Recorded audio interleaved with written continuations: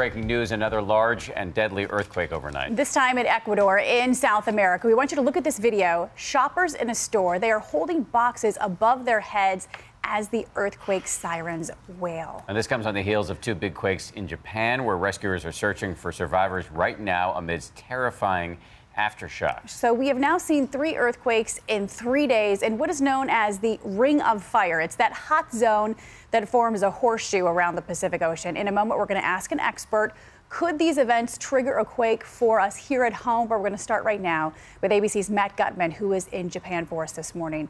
Good morning, Matt. Good morning, Paul and Dan. This is the hardest hit town in the entirety of southern Japan. House after house turned into mounds of debris. And worse news for Japanese, there have been 450 aftershocks here, and there are still people missing in the debris.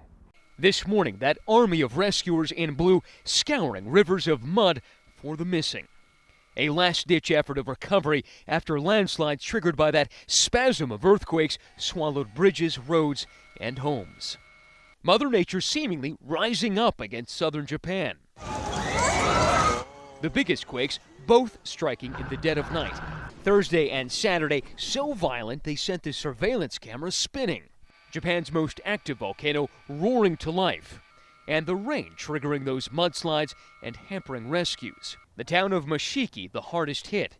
House after house crumpled. It was here that this scene unfolded 2 days ago. A 9-month-old baby girl trapped for hours. Plucked out of the wreckage and the darkness and gingerly cradled from rescuer to rescuer. Rescuers are back at this house where they plucked that 9-month-old baby girl from the rubble here. Now, they found that there is some smoke coming out from inside. They're trying to make sure that nobody is left under this rubble. It was then that a man came up to us. Konnichiwa. He was the baby's grandfather. Her name, Baby Miku. So you knew that she was alive because you were able to reach in there and touch her, and she grabbed your hand. He said they brought her out, and he told me he then wept. He told us we could see her. We hopped in his tiny pickup, and he drove us through cracked streets. And as we walked up to the shelter... Are you the father? Yes. Hi. Hello, baby. This is the baby, the miracle baby. All chubby cheeks, full of energy, and completely unscathed. Baby Miku's family told me they lost everything in the earthquake, but then they said they have everything, their family. But like about 100,000 others, they are homeless tonight, and hundreds of thousands of others are without power and without water. Paula. All right, Matt, so much devastation. And just one day after the 2 quakes in Japan, the third hits Ecuador. As we just mentioned, both zones are along the so-called Ring of Fire. It's in the basin of the Pacific. About 90% of the world's earthquakes occur. It looks like a horseshoe. It's 25,000 miles, 452 volcanoes, and a continuous series of plates that over time shift and cause earthquakes. And joining us now, Professor of Physics, Michio Kaku. Professor Kaku, thanks for joining us this morning. Glad to be here. So we're talking about 3 major earthquakes in a short period of time. Does one trigger another? The short answer is no. Okay. It turns out that these plates move pretty much independently of the other along the Ring of Fire. However, neighboring plates can in fact link up, like the Cascadia Fault off Seattle can actually trigger earthquakes along the San Andreas Fault. So we're not totally out of the woods. All right. Is there any sort of pattern here that we can detect? The short answer again is no. Okay. However, this is a dress rehearsal for the big one.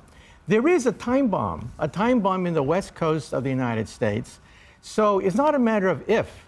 It's a question of when the Cascadia Fault off the coast of Seattle or the San Andreas Fault in California could be set off, causing perhaps billions of dollars in property damage. So you're talking about the U.S., and it is vulnerable right now. I mean, we've seen these massive earthquakes over the last decade, but the U.S. is vulnerable right now? Over a span of decades, we do expect the big one to hit. For example, the San Francisco earthquake of 1906 was a 7.8 earthquake. That's the same type of earthquake that devastated Ecuador just the other day, a 7.8. So in some sense, this is a dress rehearsal of what could happen in our own backyard. We have to be prepared.